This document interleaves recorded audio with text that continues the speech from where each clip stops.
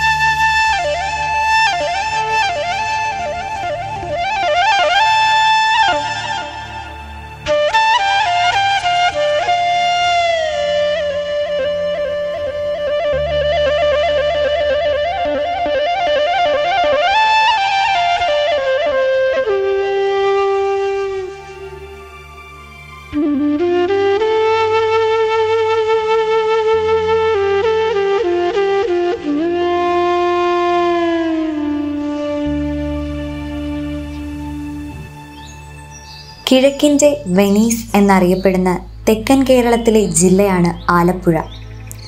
അവിടുത്തെ നെൽവയലുകളും തണ്ണീർത്തടങ്ങളും കായലുകളും അതിൻ്റെ മനോഹാരിതയാൽ ലോകപ്രശസ്തമാണ്. അവ ആസ്വദിക്കാനും മറ്റും സഞ്ചാരികൾ പല ദിക്കുകളിൽ നിന്നും എത്തുന്നുണ്ട്.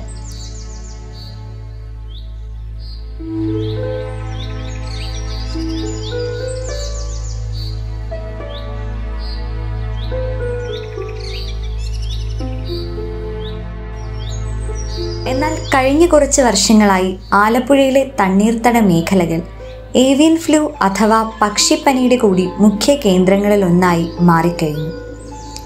ഇതുവരെയും മനുഷ്യരിലേക്ക് പനി പടർന്നിട്ടില്ലെങ്കിലും പക്ഷിപ്പനി വളർത്തുമൃഗങ്ങളെ ബാധിക്കുമ്പോൾ അവയെ ആശ്രയിച്ച് ജീവിതവൃത്തി നടത്തുന്ന കേരളത്തിലെ കർഷകരുടെ അവസ്ഥയും ദുരിതത്തിലാഴുന്നു. കഴിഞ്ഞ വർഷങ്ങളിൽ ആലപ്പുഴ ജില്ലയിലെ കരുവാറ്റ, തകഴി തുടങ്ങിയ ഭാഗങ്ങളിൽ സ്ഥിരീകരിച്ച പക്ഷിപ്പനി ആദ്യമായാണ് 2022 ഒക്ടോബർ മാസത്തോടെ ജില്ലയിലെ ഹരിപ്പാട് മുനിസിപ്പാലിറ്റിയിൽ സ്ഥിരീകരിക്കുന്നത്.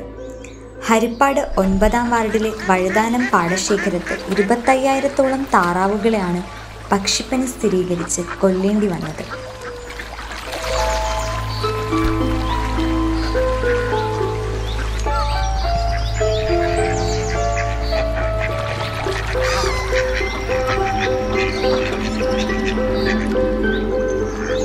വഴുതാനത്തെ അവസാന താറാവ് കർഷകനായിരുന്നു അച്ഛൻ കുഞ്ഞ്. അവിടെ ആദ്യമായി പക്ഷിപ്പനി സ്ഥിരീകരിക്കുന്നതും അദ്ദേഹത്തിൻ്റെ താറാവുകൾക്ക് തന്നെ. ചെറുപ്പകാലം മുതൽ താറാവ് കൃഷി നടത്തുന്ന അച്ഛൻ കുഞ്ഞിൻ്റെ ഏക വരുമാന മാർഗവും ആ താറാവുകളായിരുന്നു. 10ാം ക്ലാസ് കഴിഞ്ഞപ്പോൾ താറാവിന് വന്നു. അമ്മമാരുടെ കൂടെ അറിയും ഇന്നുവരെ അതല്ല. പക്ഷിപ്പനി ഇപ്പം 4ാമത്തെ പ്രാവശ്യം ഇങ്ങനെ ഓരോരുത്തർക്കും. എനിക്കല്ല, എനിക്കിപ്പം 2ാമത്തെ പ്രാവശ്യമാണ്.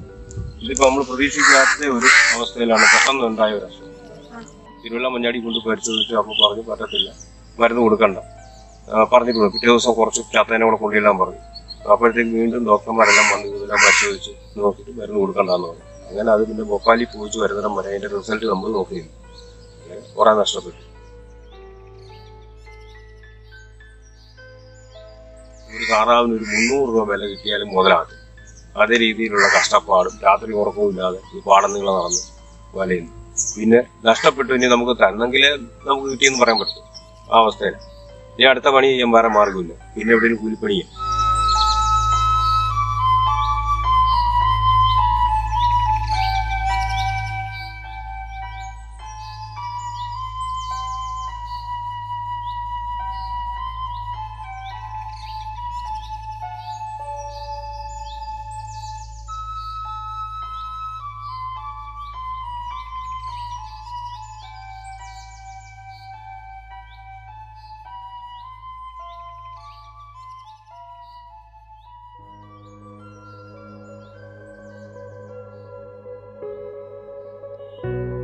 ഒക്ടോബർ അവസാന വാരത്തോടെ ഭോപ്പാലിൽ നിന്നും രോഗനിർണയം എത്തുമ്പോൾ അച്ഛൻ കുഞ്ഞുൾപ്പെടെ 2 കർഷകരുടെ താറാവുകൾക്കാണ് പക്ഷിപ്പനിയുടെ H5N1 ടൈപ്പ് A വകഭേദം സ്ഥിരീകരിച്ചത്.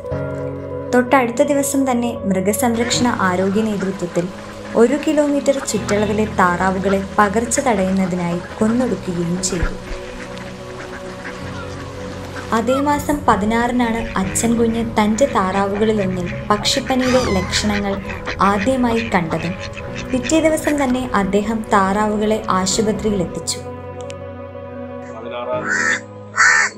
14-ാണ് ഇത് തുടങ്ങിയത്. നേരത്തെയൊക്കെ ഇങ്ങനെ വന്നിട്ടുണ്ട്, പക്ഷെ അത് നമുക്കല്ല.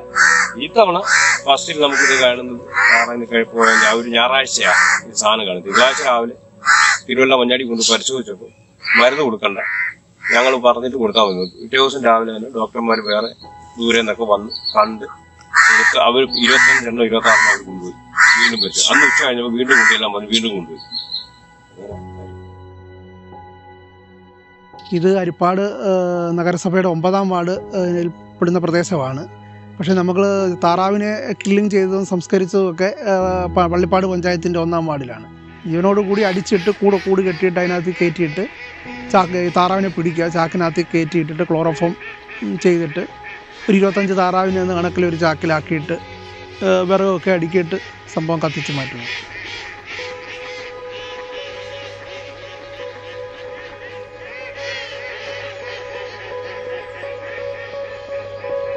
ഏകദേശം ഒരു 53 ലക്ഷം രൂപയോളം താറാവ് നഷ്ടം സംഭവിച്ചിട്ടുണ്ട്. താറാവിൻ്റെ വില ഉൾപ്പെടെയല്ല, മൊത്തത്തിൽ അവർക്ക് അതിൻ്റെ തീറ്റുകൂലിയും ആൾക്കാരുടെ കൂലിയും അതെല്ലാം കൂടെ ഒരു 53 ലക്ഷം രൂപയുടെ നഷ്ടം സംഭവിച്ചിട്ടുണ്ട്.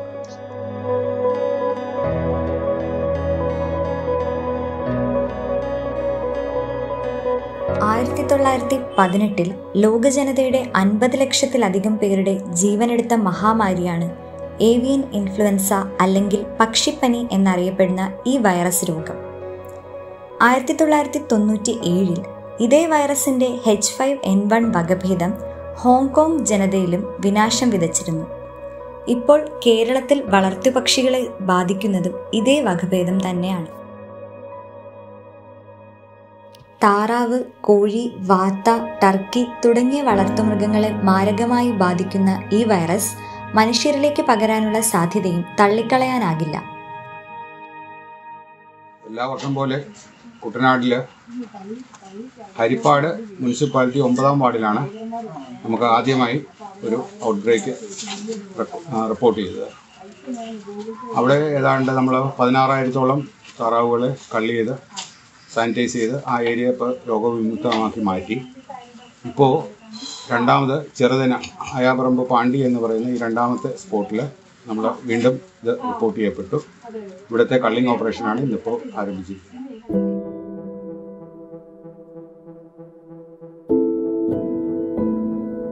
പക്ഷികളിൽ ഉണ്ടാവുന്ന പെട്ടെന്നുള്ള അമിതമായ ക്ഷീണം, കണ്ണുകളിൽ കാണപ്പെടുന്ന രക്തപ്പൊട്ടലുകൾ, കൂടാതെ തൂവൽ കൊഴിയുക, മുട്ടയിടൽ നിൽക്കുക, വായിൽ സ്രവമൊലിക്കുക തുടങ്ങിയവയാണ് പക്ഷിപ്പനിയുടെ പ്രധാന ലക്ഷണങ്ങൾ.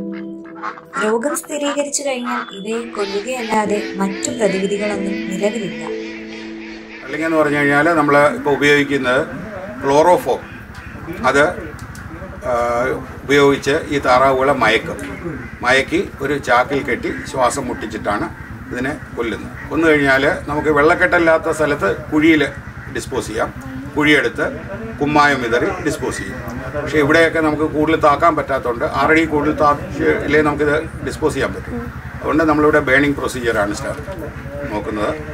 അത് കള്ളിങ്ങിൻ്റെ ഭാഗമായിട്ട് നമ്മൾ ഈ കള്ളി ചെയ്യുന്ന എല്ലാ ബേഡ്സിനെയും അന്ന് തന്നെ കത്തിച്ച് അതെല്ലാം ചാരമായി കഴിഞ്ഞു കഴിഞ്ഞാൽ ആ ഏരിയ എല്ലാം ഇതിന് കൂടെ തന്നെ ഇനി അടുത്ത 2 ദിവസം കൂടെ ഉണ്ട്. 1 കിലോമീറ്റർ ചുറ്റളവിലുള്ള എല്ലാ ബേഡ്സിനെയും നമ്മൾ കള്ളി ചെയ്യും. അതിന് മോപ്പിംഗ് എന്ന് പറയും. അതോടൊപ്പം തന്നെ കോമ്പിങ് എന്ന് പറയുന്ന ഒരു ഓപ്പറേഷൻ ഉണ്ട്. അതായത് ചിലരിത് ഒളിച്ചു വയ്ക്കും. കാരണം ലവ് ബേഡ്സിനൊക്കെ വളർത്തുന്ന കൊച്ചു പിള്ളേരായി ഇതിനെ ബേഡ്സിനെ നമുക്ക് തരത്തില്ല. അപ്പോൾ അടുത്ത ദിവസം നമ്മൾ ഈ ഒളിച്ചു വച്ചിരിക്കുന്നതിനെ നമ്മൾ ബലമായി പിടിച്ചെടുത്ത് നശിപ്പിക്കും. അതിനെ കോമ്പിങ് ഓപ്പറേഷൻ എന്ന് പറയും. അതും കഴിഞ്ഞ് സാനിറ്റൈസേഷനും കഴിഞ്ഞ് കഴിഞ്ഞാൽ തൽക്കാലം ഈ ഏരിയ ഫ്രീ ആയി, ഈ 1 കിലോമീറ്റർ ചുറ്റളവിൽ ഫ്രീ ആയി. പിന്നെ നമ്മൾ ഒരു 2-3 ആഴ്ചക്കുള്ളിൽ ഇവിടുത്തെ ഒരു സാമ്പിൾ 3 കിലോമീറ്റർ ചുറ്റളവിൽ 1 കിലോമീറ്റർ ചുറ്റളവിൽ പിന്നെ ഒരു പക്ഷികളും കാണത്തില്ല, മൈഗ്രേറ്ററി ബേഡ്സ് ഒഴിച്ച്. ഇതിന് 3 കിലോമീറ്റർ ചുറ്റളവിലുള്ള പക്ഷികളിൽ നിന്നും സിറം സാമ്പിൾസ് എടുക്കും. അതിനകത്ത് എന്തെങ്കിലും പോസിറ്റീവ് ഉണ്ടോ ഇല്ലയോ എന്ന് നോക്കും. ഒന്നുമില്ല എന്നുണ്ടെങ്കിൽ ഇവിടെ ഫ്രീ ആക്കും. വർഷാവർഷങ്ങളുടെ കൃത്യമായ ഇടവേളകളിൽ തണ്ണീർത്തടങ്ങൾ തേടിയെത്തുന്ന ദേശാടന പക്ഷികളാണ് ഈ വൈറസ് രോഗവാഹകരെന്നതിലും വിദഗ്ധർക്കോ കർഷകർക്കോ അഭിപ്രായ വ്യത്യാസമില്ല. ദേശാടന പക്ഷി ഇഷ്ടം പോലെ ഉണ്ട്. ഈ താറാവിന്റെ ഒക്കെ കൂടെ വന്ന് മുട്ടിയിരിക്കുകയൊക്കെ ചെയ്യും. താറാവ് കിടക്കുന്നിടത്ത് അത് വരും, എല്ലാ പക്ഷിയും. ആലപ്പുഴയിലെ തണ്ണീർത്തടങ്ങളിൽ കൂട്ടമായിരിക്കുന്ന ദേശാടന കിളികൾ മനോഹരമായ കാഴ്ചയാണ്. വയൽ ഉഴുതുമറിക്കുമ്പോൾ അതിലേക്ക് പറന്നെത്തുന്ന പലതരം ദേശാടന കിളികളുമായി വയലിലെ താറാവുകൾ സമ്പർക്കത്തിൽ ഏർപ്പെടുന്നു. അത്തരത്തിലുള്ള വൈറസ് പകർച്ചാ സാധ്യതയും ഏറെയാണ്. സെപ്റ്റംബർ ഒക്ടോബർ മാസം തൊട്ട് ദേശാടന കിളികൾ വരും. ഒരു ജനുവരി ആദ്യം വരെ കാണും. മൈഗ്രേറ്ററി ബേർഡ്സ് നോർമലി ഇത് ക്യാരിയറായിട്ടാണ് പ്രവർത്തിക്കുന്നത്. അതിൻ്റെ ശരീരത്ത്, അതിൻ്റെ സ്രവങ്ങളിൽ, അതിൻ്റെ ഡ്രോപ്പിങ്സുകളിൽ അതെല്ലാം ഈ വൈറസ് അടങ്ങിയിരിക്കുന്നു. പക്ഷേ മൈഗ്രേറ്ററി ബേർഡ്സിന് ഈ രോഗം കാണിക്കത്തില്ല. അവർ ക്യാരിയറായിട്ട് ആക്ട് ചെയ്യും. അത് നമ്മുടെ ഈ ശൈത്യകാലം ആകുമ്പോഴത്തേക്ക്, അതിശൈത്യം വരുന്ന സമയത്ത് സൈബീരിയ പോലുള്ള സ്ഥലങ്ങളിൽ നിന്നും വരുന്ന മൈഗ്രേറ്ററി ബേർഡ്സ് അവരുടെ ഈ ഡ്രോപ്പിങ്സ് നമ്മുടെ ഈ പാടശേഖരങ്ങളിൽ വെള്ളത്തിൽ കലരുകയും അതിൽ കളിച്ച് നടക്കുന്ന നമ്മുടെ താറാവും കുഞ്ഞുങ്ങൾക്ക്, പാവം താറാവും കുഞ്ഞുങ്ങൾക്ക് ഈ അസുഖം വരികയും ചെയ്യും.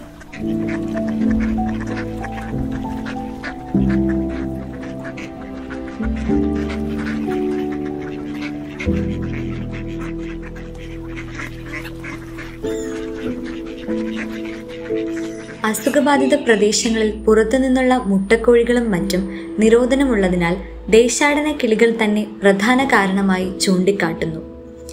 സൈബീരിയൻ കൊക്ക്, ചിന്നമുണ്ടി, കാലിമുണ്ടി തുടങ്ങിയ ദേശാടന കിളികളാണ് കൂടുതലായും ആ ഭാഗത്തെത്തുന്നത്. മനുഷ്യരിലേക്ക് അസുഖം പകർന്നാൽ ശ്വാസകോശത്തെ ബാധിക്കാനും ന്യൂമോണിയയ്ക്ക് കാരണമായി ആരോഗ്യനില വഷളാകാനും സാധ്യതയുണ്ട്. പല ലോകരാഷ്ട്രങ്ങളിലും സ്ഥിരീകരിക്കുന്ന ഈ രോഗത്തിന് ഇതുവരെയും കൃത്യമായ വാക്സിനേഷൻ കണ്ടെത്തിയിട്ടില്ല. പക്ഷിപ്പനിയുടെ പുതിയ വകഭേദം ചൈനയിൽ ഒരു ജീവൻ കാർന്നെടുത്തതും അടുത്തിടെയാണ്. ഇതിനെ ഒരു പ്രതിരോധിക്കാനായിട്ട് എനിക്ക് തോന്നുന്ന ഏറ്റവും പറ്റിയ മാർഗമെന്ന് പറയുന്നത് ഓരോ പഞ്ചായത്തിലും ഈ ഡക്ക് പോപ്പുലേഷൻ നിയന്ത്രിക്കുക. ലൈസൻസ് ഏർപ്പെടുത്തിക്കൊണ്ട് ഇപ്പോൾ ചെറുതന പഞ്ചായത്തിൽ 5000 താറാവുകളെ വളർത്താൻ പാടുള്ളൂ. അതും സെപ്റ്റംബർ തൊട്ട് ഡിസംബർ വരെയുള്ള ഒരു സീസണിലാണ് കൂടുതൽ ഈ പ്രശ്നങ്ങളുണ്ടാകുന്നത്. ആ സീസണിൽ അതിനെ പ്രത്യേകം ഷെഡിൽ വളർത്തുക. ഇപ്പോൾ ഒരു നൊമാഡിക് നേച്ചർ ഓഫ് ഇതാണ് നടക്കുന്നത്, റെയറിംഗ് ആണ് നടക്കുന്നത്. അഴിച്ചുവിട്ട് ഇവിടെ നിന്ന് എടുത്തു വായുന്ന തലവടി പോയി, തലവടിയിൽ നിന്ന് മങ്കൊമ്പി പോയി, അങ്ങനെ ഒഴുകി നടക്കുന്ന ഒരു ഫ്ലോട്ടിംഗ് പോപ്പുലേഷനാണ്. അവനെ ഒന്ന് കൺട്രോൾ ചെയ്ത് കഴിഞ്ഞാൽ സെപ്റ്റംബർ തൊട്ട് ഡിസംബർ വരെയുള്ള മാസങ്ങളിൽ ഈ താറാവിനെ പാടത്തേക്ക് അഴിച്ചു വിടാതെ നമ്മുടെ അതാത് ഇപ്പോൾ ഇവിടെ കാണുന്ന പോലെ ഈ ഇദ്ദേഹം ചെയ്തതുപോലെ ഇദ്ദേഹം എല്ലാം അഴിച്ചു വിട്ടിരിക്കുകയായിരുന്നു. അസുഖം വന്നതിന് ശേഷമാണ് ഷെഡിങ്. അപ്പോൾ അതുപോലെ ഒരു എൻക്ലോസ്ഡ് സർക്കിൾ ഏരിയയിൽ വെള്ളവുമായിട്ടും ഈ മൈഗ്രേറ്ററി ബേഡ്സിൻ്റെ ഡ്രോപ്പിങ്സുമായിട്ടൊന്നും ഒരു കോണ്ടാക്റ്റ് ഇല്ലാതെ പ്രത്യേകം നിർത്തുകയാണെന്നുണ്ടെങ്കിൽ പൂർണ്ണമായിട്ടും നമുക്ക് ഇത് പ്രതിരോധിക്കാൻ പറ്റുമെന്ന് തന്നെയാണ് എൻ്റെ ഒരു പ്രതീക്ഷ. പോപ്പുലേഷൻ കുറയ്ക്കുക, എൻക്ലോസ്ഡ് ഏരിയയിൽ ഇതിനെ വളർത്തുക, ഓപ്പൺ ഏരിയയിൽ വിടാതെ. പക്ഷേ അതിന് ഇവർക്ക് ഈ പുറത്ത് വിടാനുള്ള പ്രധാന കാരണം എന്ന് വെച്ചാൽ ഈ ഫീഡിൻ്റെ ഒരു അവൈലബിലിറ്റിക്ക് വേണ്ടിയാണ്. ഈ താറാവുകളെ വളർത്തുന്നത് ഈ കൊയ്ത്ത് കഴിഞ്ഞ പാടങ്ങളിൽ വിട്ട് കഴിഞ്ഞാൽ അവർക്ക് ഇഷ്ടം പോലെ തീറ്റ കിട്ടും, ഇവരുടെ തീറ്റ ചെലവ് കുറയും. അപ്പോൾ ഈ കോമ്പൻസേഷൻ കൊടുക്കുന്ന ഇതുപോലുള്ള കാര്യങ്ങൾക്ക് പകരം ആ താറാവ് കർഷകർക്ക് ഈ തീറ്റ കൂട്ടിലിട്ട് കൊടുക്കാൻ വേണ്ടി ഒരു സബ്സിഡി സർക്കാർ കൊടുത്തു കഴിഞ്ഞാൽ അവർക്കും അതൊരു പ്രയോജനമാകും. നമുക്ക് ഇത് ഒരു പരിധിവരെ പ്രതിരോധിക്കാനും സാധിക്കും.